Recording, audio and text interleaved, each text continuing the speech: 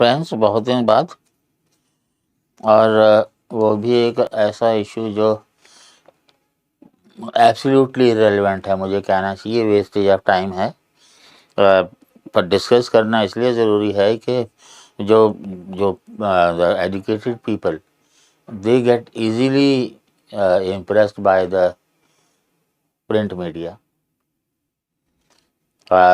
We had already discussed about the Pew Research a few months ago, और कल ही एक जो है वो उन्होंने नई कुछ स्टैटिस्टिक्स और इंटरप्रिटेशंस दी हैं, और आज के बहुत सारे अखबारों में काफ़ी बड़ी कवरेज है। हिंदुस्तान टाइम्स ने तो एक तो उनका कवर पेज फ्लिप जो होता है उस पर उन्होंने 4 बड़े हेडिंग में पूरा पेज भरा हुआ है, and they have also given an article, gender norms are not a monolith in India. Ashwini Deshpande हैं कोई, professor of economics and the founding director CEDA Ashoka university. लगता है ऐसे जैसे कोई ब्रेकिंग न्यूज़ दे दी गई हो, जैसे हम लोग जानते ही नहीं है।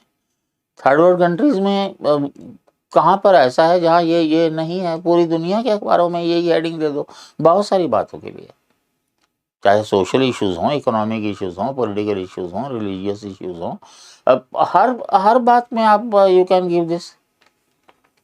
और दूसरा मैंने जो चुना है वो है हिंदू। HT इसलिए चुना है क्योंकि दिल्ली का मेरा ख्याल है कि it is the largest circulated newspaper, daily edition जो इसका किसी भी सिंगल एडिशन के कंपैरिजन में। और हिंदू डिलिबरेटली मैंने इसलिए चुना है बिकॉज सिविल सर्विसेज के जो एस्पिरेंट्स हैं ज़्यादातर लोग पढ़ते हैं। पहले तो ऑलमोस्ट एवरीबडी वुड, बट अब कुछ लोग एक्सप्रेस पढ़ने लगे। And this is also written by somebody who is a non person, Sampat, और उन्होंने क्या कैप्शन दिया है, 9 in 10 Indian think wife must always obey husband. मतलब इसके लिए स्टडी की जरूरत थी, हालांकि ये कैप्शन ही गलत है। क्यों? क्योंकि इस तरह के जो सर्वे होते हैं, मैं आपको पिछले सर्वे में भी बताया था, 29,999 इंडिविजुअल्स का आपने सर्वे किया from a country 135 crore plus. Sample size कितना हुआ? 0.000 करके कितना।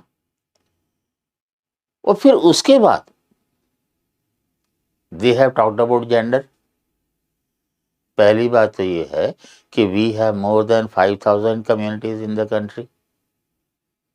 अगर आप हर एक में से एक भी लें इंडिविजुअल, 5,000 हो जाते हैं। और फिर आप अगर जेंडर भी लें एक one man and a women, मेरे को मेल फीमेल कहना अच्छा नहीं लगता, मुझे लगता है जैसे कपड़े ना पहन रखे हों। JNU से शुरू हुआ था ये कहना मेल फीमेल, अब पूरे हिंदुस्तान में लोगों को पसंद आता है, पता नहीं मेरे को नहीं आता। तो एक मेल एक फीमेल हो तो 5,000 में आपको 10,000 हो जाएंगे। उसके बाद फिर आपने एज कैटेगरीज में डिवाइड किया है, एल्डर भी हैं, यंगर भी हैं, तो उस तरह से 10,000 के 20,000 हो गए। और फिर आपने उसको ग्रेजुएट्स और नॉन ग्रेजुएट्स में भी किया है, मतलब 40,000 हो गए।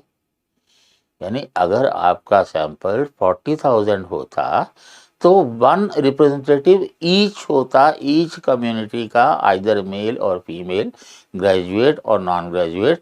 अभी तो मैं इसमें रूरल अर्बन की बात ही नहीं कर रहा। और ये जो सर्वे है और ये कैप्शन है, ये ऐसे बता रहे हैं कि भाई सारे हिंदुस्तान में अब 90% ऑफ द इंडियंस थिंक। अब ये 90% इंडियंस कौन से हैं?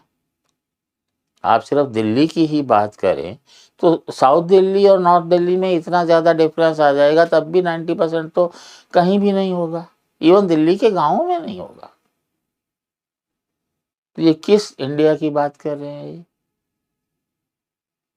खैर, जो इम्पोर्टेंट पॉइंट्स इन्होंने दिए हैं, पहले हिंदुस्तान टाइम्स की अगर बात करें तो ये जो अश्विनी मैडम हैं ये क्या लिखती हैं, that Indians recognise pervasive gender equality, they don't necessarily view it as a problem. For instance, 87% of the older women, 35 plus, believe that a wife must obey her husband, and this proportion is not that different, 84% amongst younger women, 18 to 34. Madam ने लिख दिया पहले column में, और वही madam फिर तीसरे column में क्या लिख रही हैं, फोटो के बगल में, 80% of the college educated Indians supports the view that wives must obey their husbands, that this is lower than 88% amongst the less educated population. तो 87, 84 वाली स्टैटिस्टिक्स ठीक है या 80 और 88 वाली ठीक है? आप एक ही सर्वे की बात कर रही हैं ना, एक सर्वे 2 ऑब्जर्वेशन दे रहा है अगर, तो आपको उसके बारे में सोचना चाहिए कि ऑथेंटिसिटी क्या है। अब यहाँ आपके लिखने में ऑथेंटिसिटी क्या है, और फिर उसके नीचे आप क्या लिख रहे हैं तीसरे कॉलम में, the desire for a son results in attitude such as when jobs are scarce men should have more right to job than women. In India, this proportion at 55% is amongst the highest in the world. Global median is 17%. ये world में किसको गिन रही हैं? बाद में वो बताती हैं कि जो यूरोपियन कंट्रीज हैं और यूएस है उनमें कम है। ये कोई बताने वाली बात है? दुनिया जानती है। ये बता रही हैं कि पाकिस्तान में जो है और आसपास के जो कंट्रीज़ हैं उनमें से इंडिया आगे है। ये भी कोई बताने वाली बात है? ये दुनिया जानती है। आप ये कहें कि जो हस्बैंड है वो पति परमेश्वर वाला कंसेप्ट आज भी चल रहा है। आप ये देखिए कि एजुकेशन के हिसाब से क्या होगा, जॉब के हिसाब से क्या होगा, रिलीजन के हिसाब से क्या होगा, इकोनॉमी के हिसाब से क्या होगा। एनालिसिस तो उठा के लिख दो, है ना। और हिंदुस्तान टाइम्स जैसा अखबार जो है जो क्लेम करता है, ठीक है, सर्कुलेशन जो है वो उसकी वजह कुछ भी हो सकती है, बट हाईली अनडिजायरेबल।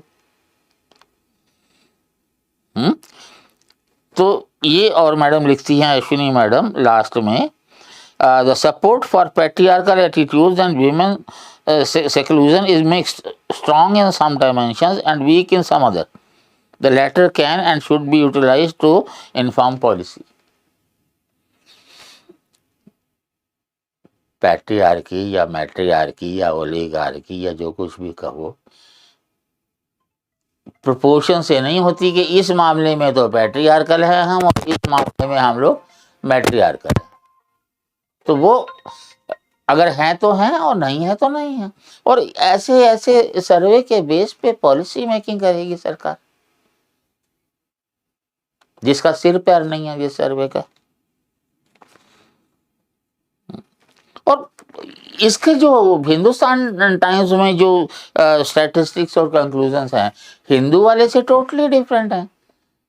भाई आप लोगों ने पढ़ा भी है कि आप लोगों ने, क्योंकि कल रिपोर्ट आई थी तो आज आपको देना है तो फिर देना ही है। यहाँ ये जो है हिंदू में लिखा जाता है 55% of Indians believe that man and women make equally good political leaders.